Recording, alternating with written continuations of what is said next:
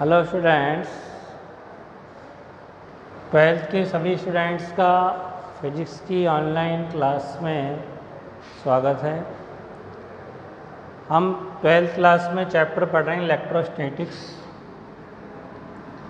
पिछली क्लास में हमने इसको स्टार्ट किया था, जिसमें बेसिक एनालिसिस है इलेक्ट्रिक चार्ज और इलेक्ट्रिक फील्ड का।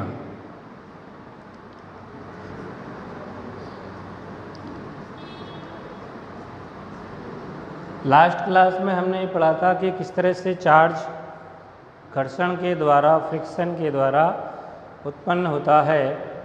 दो कुचालक पदार्थों को जब रगड़ते हैं, जैसे कंघे को बालों में रगड़ते हैं, कांच की छड़ को रेशम के कपड़े से रगड़ते हैं, तो दोनों चार्ज हो जाते हैं। आवेश की भी डेफिनेशन मैंने आप लोगों को समझाई थी।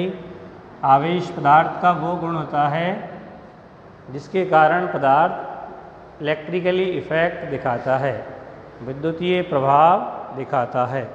उस गुण का नाम आवेश, जिसको अंग्रेजी में कहते हैं चार्ज। आज अपन पढ़ेंगे आवेश के प्रकार। यानी ऑलरेडी अपन जानते तो हैं कि आवेश दो प्रकार के होते हैं, लेकिन बेसिकली किस चीज़ से, किस बात से इसका ये पता लगा कि दो टाइप के होते हैं। प्रकार से मतलब यहाँ पे प्रकृति है, यानी आवेश की दो प्रकृति होती है। तो इसको एक वैज्ञानिक ने प्रैक्टिकली ऑब्जर्व किया था। वैज्ञानिक का नाम था बेंजामिन फ्रैंकलिन। बेंजामिन फ्रैंकलिन ने लगभग 1815 ईस्वी में एक प्रयोग किया, जिसके आधार पर ये प्रूफ हुआ कि आवेश दो प्रकार के होते हैं। तो प्रयोग क्या था, देखो। एक कांच की छड़ को रेशम के कपड़े से रगड़कर आवेशित किया गया। ये है कांच की छड़। कैसी छड़ है? आवेशित। काई से आवेशित की गई है? रेशम के कपड़े से। रेशम के कपड़े से रगड़कर आवेशित की गई छड़।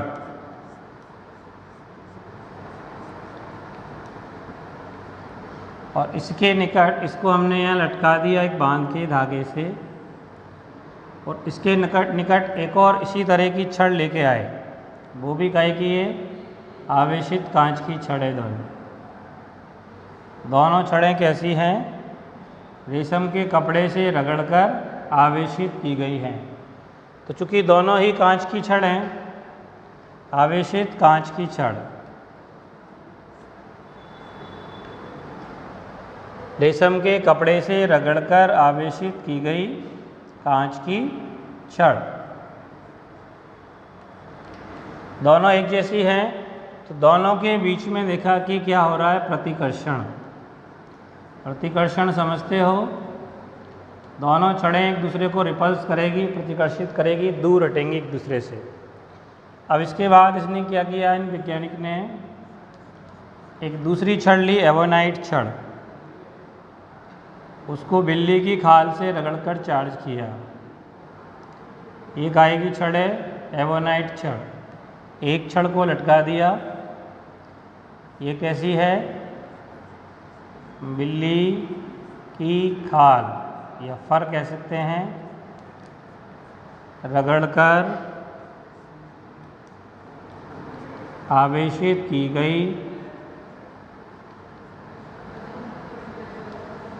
एवोनाइट छड़।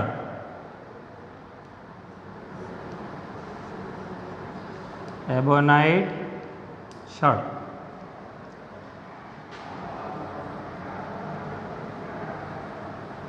ये भी वही है, बिल्ली की फर से रगड़कर आवेशित की गई एवोनाइट छड़। इनको जब पास लाया गया तो इनके बीच में भी क्या हुआ?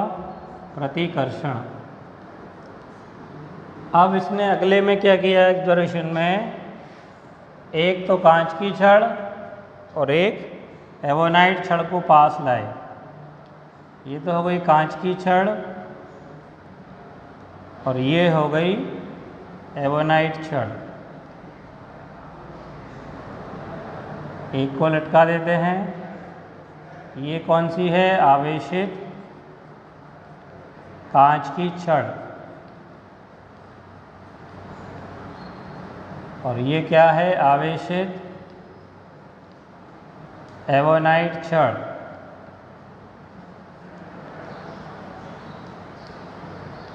तो यहाँ इन दोनों छड़ों को जब पास लाया गया तो इनके मध्य हो रहा है आकर्षण, यानी दोनों छड़ें एक दूसरे को क्या कर रही हैं? आकर्षित कर रही है। अब यहाँ इन दोनों छड़ों में आपस में आकर्षण क्या प्रदर्शित कर रहा है?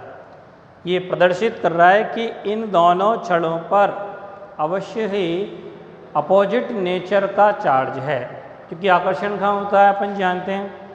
जैसे मैग्नेटिक पोल होते हैं, south pole north pole opposite nature के होते हैं, नॉर्थ और साउथ, इसलिए उनके बीच में क्या होता है? अट्रैक्शन होता है। पॉजिटिव नेगेटिव के बीच में अट्रैक्शन इसीलिए होता है क्योंकि अपोजिट नेचर के होते हैं। तो यहाँ पे दोनों छड़ों के बीच में आकर्षण हो रहा है।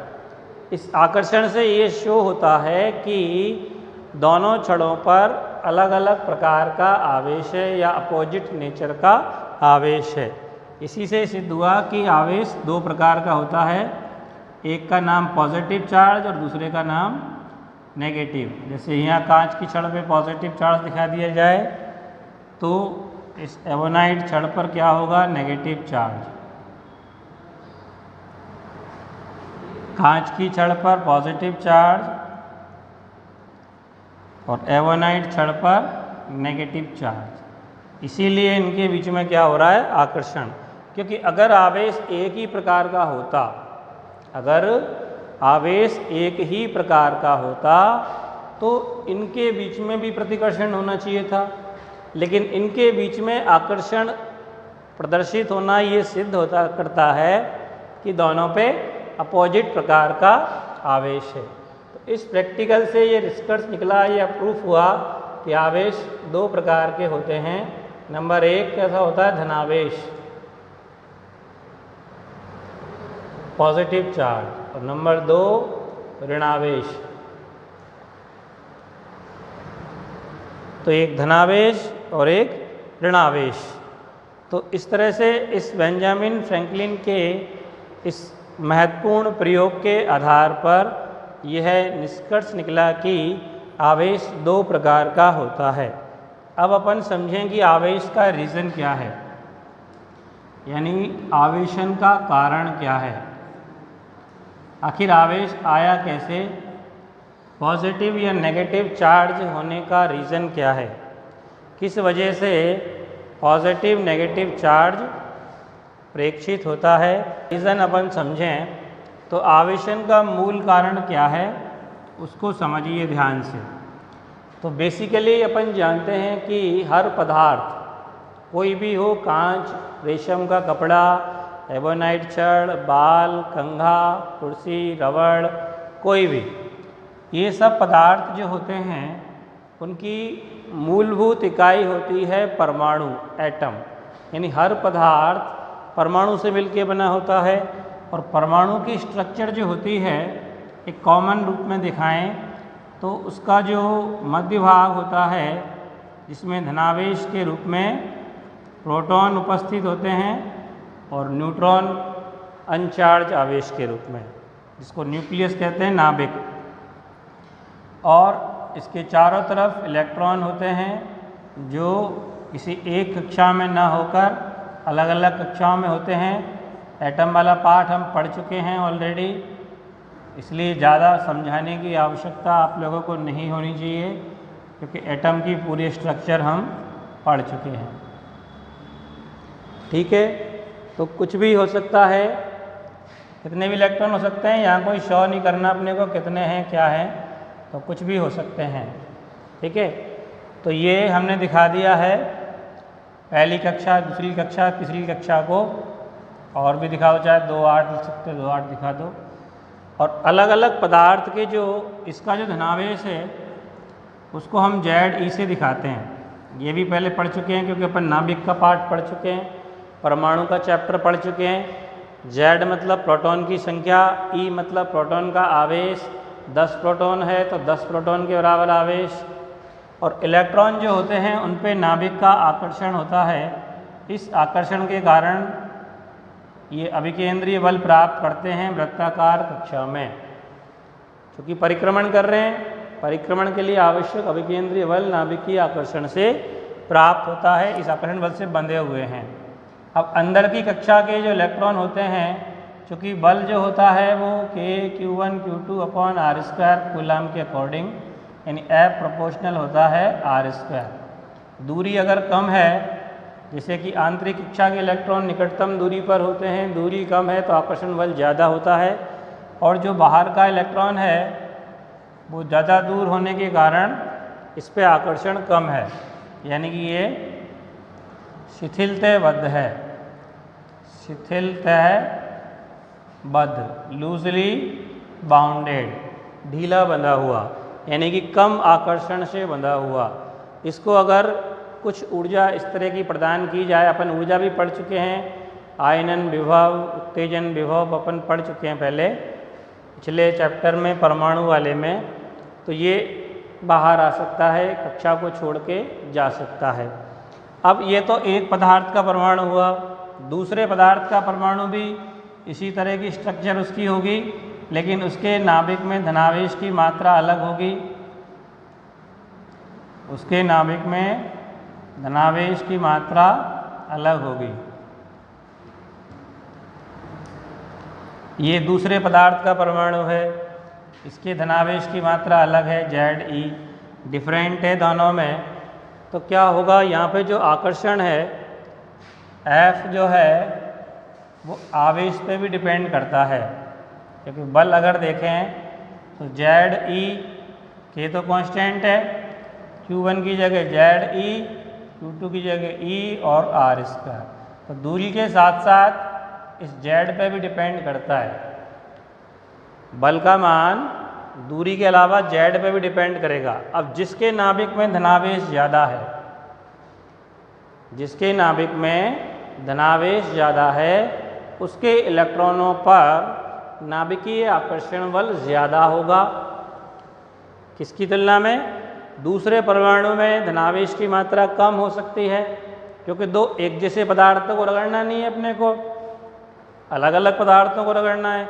एक कांच की छड़ है, एक रेशम का कपड़ा है, या एक बिल्ली की खाल और एवोनाइट छड़ है, या कंगा और बाल हैं। अलग अलग पदार्थों को रगड़ना है, तो अलग अलग पदार्थों में नाभिकीय धनावेश की मात्रा क्या है? अलग अलग। तो जो इलेक्ट्रॉन पर आकर्षण बल है वो क्या होगा, इसमें अगर ज़्यादा धनावेश है तो इस पे ज़्यादा लगेगा, इसमें ज़्यादा धनावेश है तो इस पे ज़्यादा लगेगा। सपोज करो इस पे धनावेश की मात्रा ज़्यादा है, और जब इन दोनों को अपन रगड़ेंगे तो रगड़ने में क्या होता है, रगड़ने में क्या होता है, दोनों पदार्थों के परमाणु एक दूसरे के अति निकट आ जाते हैं। बिल्कुल जैसे हम किसी को रगड़ेंगे तो रगड़ना ऐसे तो है नहीं कि दूर दूर से रगड़ा आ जाए। अब जैसे हाथों को रगड़ेंगे तो बिल्कुल क्लोज लाके, अति निकट लाके और फिर फोर्स के साथ रगड़ना पड़ेगा। तो उसमें क्या होता है, दोनों पदार्थों के परमाणु जब अति निकट आ जाएंगे तो क्या होगा, जैसे मान लो कि इसके पास नाभिक का धनावेश ज़्यादा है और इसके पास कम है, तो इसके इलेक्ट्रॉन कम आकर्षण से बंधे हैं और इसके इलेक्ट्रॉन ज़्यादा आकर्षण से बंधे हैं। तो जैसे ही जब दोनों का संपर्क होगा तो इसके इलेक्ट्रॉनों पर इसके नाभिक का प्रभाव भी पड़ेगा, क्योंकि पास में आ गए बहुत ज़्यादा, तो ये इलेक्ट्रॉन जब इसके पास आ गए तो इसके इलेक्ट्रॉनों पर इस नाभिक के धनावेश का भी प्रभाव पड़ेगा। उससे तो बंधे हुए है ही वो, लेकिन जब पास आ गया तो इसके नाभिकीय आकर्षण भी इस पर लगेगा, और चूँकि इसका परमाणु क्रमांक ज़्यादा है, नाभिकीय धनावेश की मात्रा ज़्यादा है, तो ये ज़्यादा आकर्षण रखता है बजाय उसके। तो क्या होगा, इसका एक इलेक्ट्रॉन आकर्षित होकर कहाँ चला गया, इस कक्षा में, यहाँ शिफ्ट हो गया। इसको मैं यहाँ से दिखा रहा हूँ, यहाँ से शिफ्ट होके ये इलेक्ट्रॉन यहाँ आ गया। ठीक, तो यहाँ एक इलेक्ट्रॉन की कमी हो गई और यहाँ एक इलेक्ट्रॉन एक्स्ट्रा हो गया।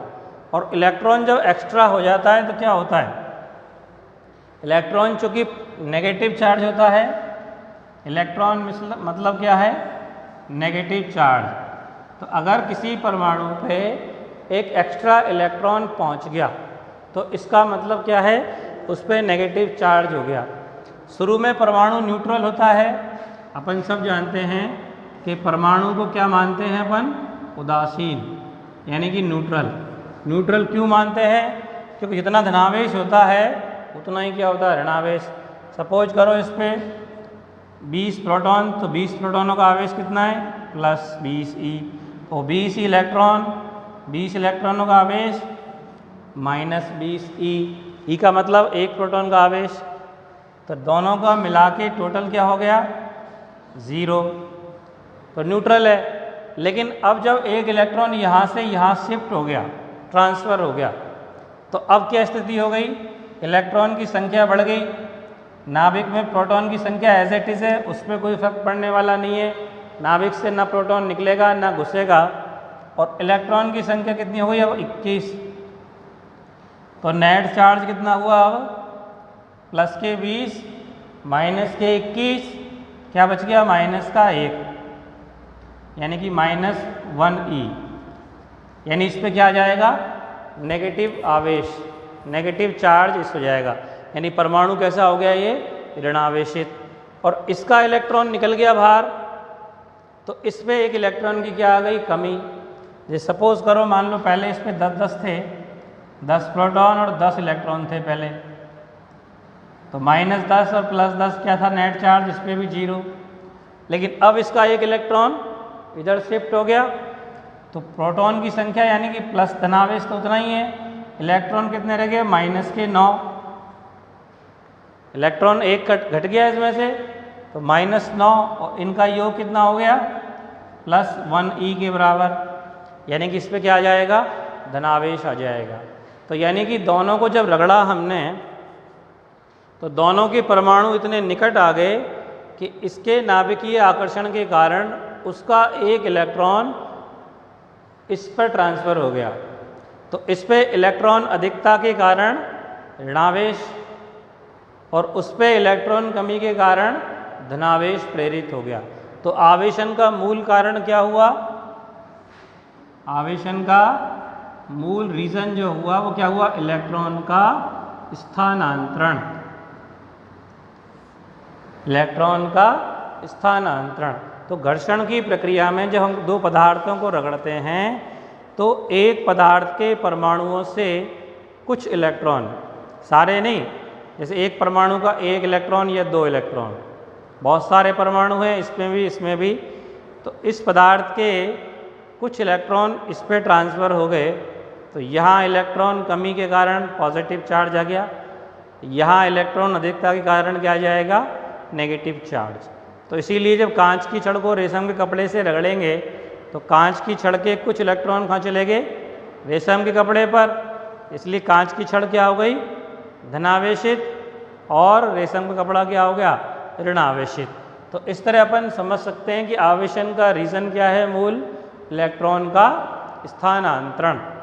तो जब घर्षण की प्रक्रिया में एक पदार्थ के परमाणु से इलेक्ट्रॉन दूसरे पदार्थ के परमाणु पर स्थानांतरित हो जाता है, तो इस प्रक्रिया में एक परमाणु इलेक्ट्रॉन अधिकता के कारण धनावेशित और दूसरा परमाणु इलेक्ट्रॉन कमी के कारण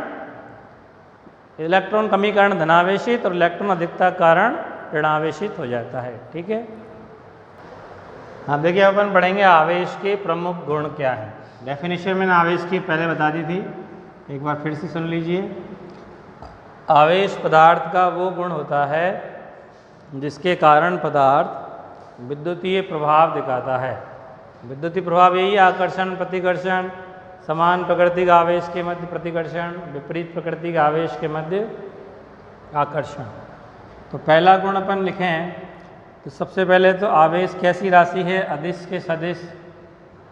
तो चूंकि आवेश केवल गुण का नाम है, कोई पदार्थ नहीं है, कण नहीं है, इसलिए आवेश एक अदिश राशि है। इसकी कोई डायरेक्शन नहीं है, केवल मात्रा होती है, इसलिए कैसी राशि है? अदिश राशि है। तो पहला गुण है आवेश एक अदिश राशि है। दूसरा, इसका मात्रक की बात करें अपन, आवेश का मात्रक।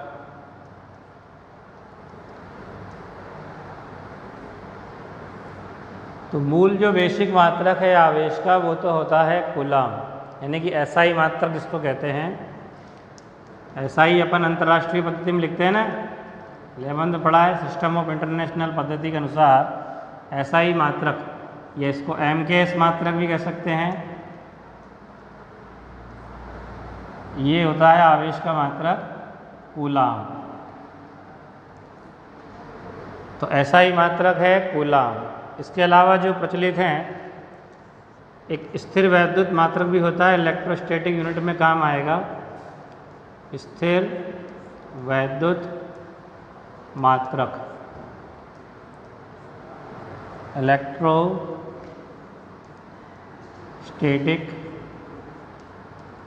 यूनिट, शॉर्ट में इसको ESU लिख सकते हैं, ESU। ESU का मतलब इलेक्ट्रोस्टैटिक यूनिट। अब ये छोटा मात्रक है, CGS मात्रक है एक तरह से, जैसे हमने 11th में पढ़े हैं MKS मात्रक, CGS मात्रक। तो CGS पद्धति के अकॉर्डिंग है ये ESU। तो एक ESU बराबर या एक कूलाम बराबर होता है, एक कूलाम मानी 3 × 10⁹ ESU। एक कूलाम इतने ESU के बराबर होता है। छोटा मात्रक है, जैसे 1 मीटर में 100 सेंटीमीटर होता है कि नहीं, ऐसे एक कूलाम में 3 × 10⁹ ESU। और एक और मात्रक चलता है, इलेक्ट्रोमैग्नेटिक्स में काम आता है, विद्युत चुंबकीय मात्रक।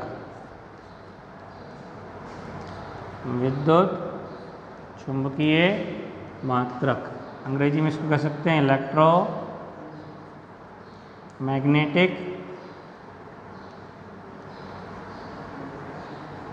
यूनिट, शॉर्ट में इसको लिखेंगे EMU। EMU। अब EMU बड़ा मात्रक है इससे, तो 10 कूलाम का एक EMU होता है। एक EMU बराबर कितना होता है? 10 कूलाम। बड़ा मात्रक है ये, कूलाम से बड़ा है। एक EMU 10 कूलाम के बराबर। अब EMU और ESU में रिलेशन ज्ञात करना हो तो कितना हो जाएगा? एक EMU का मतलब 10 कूलाम और एक कूलाम का मतलब 3 × 10⁹ तो 10 कूलाम का मतलब कितना हो गया? 3 × 10⁻10 ESU। तो एक EMU का मतलब कितने ESU होते हैं? कई बार शॉर्ट में क्वेश्चन आता आधा 1 नंबर का, EMU और ESU में संबंध लिखिए। तो एक EMU बराबर 3 × 10⁻10 ESU हो गया। तो ये आवेश के जो मात्रक हैं, मूल मात्रक कूलाम है, एसआई मात्रक, इसके अलावा इलेक्ट्रोस्टैटिक्स और इलेक्ट्रोमैग्नेटिक हो सकते हैं। आवेश एक क्वांटित भौतिक राशि है। क्या है? क्वांटित भौतिक राशि है। आवेश कैसी भौतिक राशि है? क्वांटित का अर्थ क्या होता है? क्वांटम शब्द पहले भी पढ़ा होगा कहीं तुमने, किसी क्लास में प्लांक का क्वांटम सिद्धांत पढ़ा है ना, परमाणु पढ़ चुके हो, उसमें पढ़ा तो है बोर के सिद्धांत में। क्वांटम का अर्थ क्या होता है? एक निश्चित मान का पूर्ण गुणज होना, जैसे बोर का क्वांटम प्रतिबंध पढ़ा था कि नहीं अपन ने? अरे इलेक्ट्रॉन उन्हीं कक्षाओं में चक्कर लगाता है जिनका कोणीय संवेग h/2π का पूर्ण गुणज होता है। तो h/2π क्या है? निश्चित वैल्यू है, और उसका पूर्ण गुणज होना मतलब पूरा गुणा, 1 2 3 4 5 गुना होना, 1.5 2.5 सवा 3 पौने 4 सवा 4 नहीं, पूरा गुणा, होल नंबर्स के साथ गुणा होना।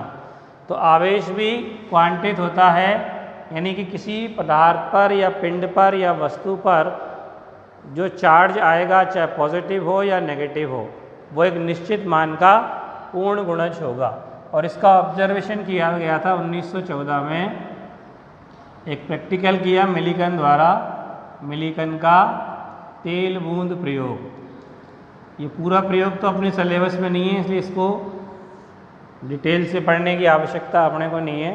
केमिस्ट्री में है मिलिकन का तेल बूंद प्रयोग। इसमें क्या करता है, तेल को घर्षण से चार्ज करके छोटी बड़ी अनेक बूंदों पर इसने आवेश का मापन किया। क्या किया, आवेश का मापन किया। तो इसे ये ऑब्जर्व हुआ कि प्रत्येक बूंद पर आवेश एक निश्चित मान 1.6 गुणा 10⁻⁻19 कूलाम का पूर्ण गुणज प्राप्त होता है। छोटी से छोटी और बड़ी से बड़ी अलग अलग तेल इस्तेमाल करके कई बार उसने प्रयोग को रिपीट किया और ऑब्जर्वेशन लिए। हर बार उसने ये पाया कि हर एक तेल बूंद पर आवेश का मान, न्यूनतम मान ये है, ये मिनिमम मान है, और बाकी बूंदों पे इसका पूर्ण गुणज आएगा। पूर्ण गुणज मतलब किसी पे इसका 2 गुना, किसी पे 4 गुना, किसी पे 10 गुना, किसी पे 50 गुना, किसी पे 100 गुना। जैसे मान लो किसी बूंद पर मान है 32 गुणा 10⁻⁻19, तो 32 क्या है इसका 20 गुना, तो 20 क्या है पूर्ण संख्या, तो इसी का पूर्ण गुणज आ रहा हमेशा। इसका 1.5, 2.5, 3.25, 4.25 गुना नहीं आ रहा। तो इसलिए ये प्रूफ हुआ कि आवेश का न्यूनतम मान कितना होता है, आवेश का न्यूनतम मान, मिनिमम मान क्या होता है 1.6 गुणा 10⁻⁻19 कूलाम, जिसको हम बोलते हैं आवेश का क्वांटा। आवेश का क्वांटा मतलब मिनिमम मान। जैसे अपन रुपयों का लेन देन करते हैं बाज़ार में, तो आजकल जैसे मान लो किसी वस्तु पर रेट लिखी है 120 रुपया 75 पैसा, तो क्या अपन 75 पैसा देते हैं उसको, क्योंकि वो MRP होती है, मैक्सिमम रिटेल प्राइस, अधिकतम खुदरा मूल्य। तो अपन कहते थे 120, या फिर वो बेईमान हो दुकान वाला तो तुम पैसे क्या ले लेगा 121, 75 पैसे का तो कोई हिसाब होता ही नहीं है। या फिर तुम ज़्यादा उससे तर्क वितर्क करो कि चवन्नी वापस दे, तो चवन्नी के बदले क्या दे सकता है, एक मिठाई की गोली, लेकिन देगा तो कितना तुमको, या तो 121 रुपये देने पड़ेंगे या फिर 120 रुपये। तो 120 या 121 क्या है, पूर्ण गुणजित है किसका, 1 रुपये का। न्यूनतम मान क्या है, चवन्नी अठन्नी चलता नहीं है, तो न्यूनतम मान क्या हुआ 1 रुपया। तो रुपये का क्वांटा कितना होता है 1 रुपया। इसी तरह आवेश का न्यूनतम मान कितना है 1.6 गुणा 10⁻⁻19 कूलाम। इसको कहते हैं आवेश का क्वांटा, या इसका दूसरा नाम है विद्युत का परमाणु। क्या कहते हैं इसको, जैसे परमाणु सबसे छोटी इकाई होती है कि नहीं, पदार्थ की सबसे छोटी इकाई क्या है परमाणु, तो पदार्थ का क्वांटा क्या है परमाणु। तो ऐसे आवेश का मिनिमम मान क्या कहलाएगा, विद्युत का परमाणु, या इसका एक और नाम है इलेक्ट्रॉनिक आवेश। क्योंकि अभी अभी जस्ट मैंने समझाया तुम्हें कि आवेश का स्थानांतरण ही आवेशन का कारण होता है। चार्ज आने का कारण कौन होता है पदार्थ में, इलेक्ट्रॉन। और न्यूनतम मान कितना है 1.6 गुणा 10⁻⁻19, और न्यूनतम कितने इलेक्ट्रॉन का स्थानांतरण हो सकता है, एक पदार्थ से दूसरे पदार्थ पर कम से कम कितने इलेक्ट्रॉन का हो सकता है स्थानांतरण, एक का। आधा इलेक्ट्रॉन कोई होता है क्या, एक तो जाएगा कम से कम, और एक जाएगा तो इतना आवेश कम से कम आ रहा है। इसका मतलब इलेक्ट्रॉन का आवेश भी कितना होना चाहिए। इसी प्रयोग से ये सिद्ध हुआ है कि इलेक्ट्रॉन का आवेश कितने होता है 1.6 गुणा 10⁻⁻19 कूलाम, जिसको अपन का इसे दिखाते हैं ई से, स्मॉल ई से। तो इलेक्ट्रॉन का आवेश वैसे कोई नहीं ना पाए, केवल इसी मेजरमेंट के आधार पर, इसी कैलकुलेशन के आधार पर ये एक्सप्लेन हुआ, प्रूफ हुआ कि इलेक्ट्रॉन का आवेश इतना होता है। तो ये जो वैल्यू है इसको हम कहते हैं आवेश का क्वांटा, या विद्युत का परमाणु, या इलेक्ट्रॉनिक आवेश के नाम से जानते हैं। इसलिए अब अपन क्या लिखेंगे, किसी भी पदार्थ पर जो आवेश आएगा, आवेश को अपन Q से दिखाएंगे, वो किसके बराबर होगा ±NE। प्लस इसलिए अगर पॉजिटिव चार्ज आता है तो प्लस चिन्ह लगाओ, नेगेटिव चार्ज आता है तो माइनस। जहाँ n का मतलब क्या है, पूर्ण संख्याएं, 1 2 3 4 डॉट डॉट, 1.5 2.5 सवा 3 पौने 4 का कोई लफड़ा नहीं है। और e का मतलब क्या है, 1.6 गुणा 10 की घात माइनस 19 कूलाम। इसी को मैंने लिखा है यहाँ पे, ये e की जगह ये हो गया। अब बताया ना इसको क्या कहते हैं, इलेक्ट्रॉनिक आवेश, जिसको आज दिखाएंगे अपन e से। और n पूर्ण संख्या है, तो अब जब भी किसी पदार्थ पर आवेश आएगा तो इस रूप में आएगा, n e के रूप में। n क्या है, हॉल नंबर्स, और e क्या है, इलेक्ट्रॉनिक आवेश, यानी आवेश का क्वांटा, विद्युत का परमाणु। तो इसका मतलब ये प्रूफ हो गया कि नंबर 3 गुण क्या है, आवेश एक क्वांटित भौतिक राशि है। ठीक है।